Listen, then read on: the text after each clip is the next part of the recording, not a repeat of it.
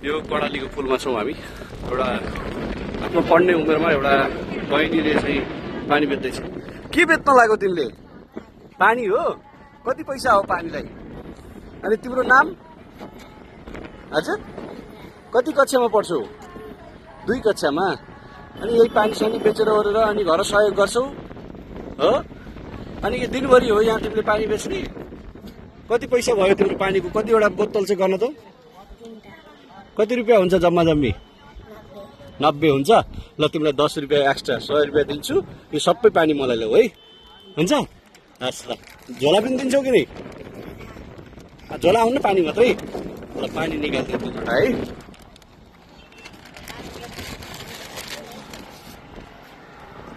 ल भाइ, पैसा हराउली नि फेरि ख्याल गर। हामी यतिखेर यो कर्णालीको पुलमा छौँ। हामी एक संस्थाबाट यसरी घुम्न भनेर आएका छौँ। अब यो पानी के गर्ने? यो पानी सबैलाई बाँडिदिनुहोस् त दाइ, उहाँहरूलाई बाँडिदिनुहोस् त है। ल्याउनुहोस् एकजना, एउटा उहाँ वृद्ध बुवा हुनुहुन्छ, उहाँलाई पनि दिनु पर्यो।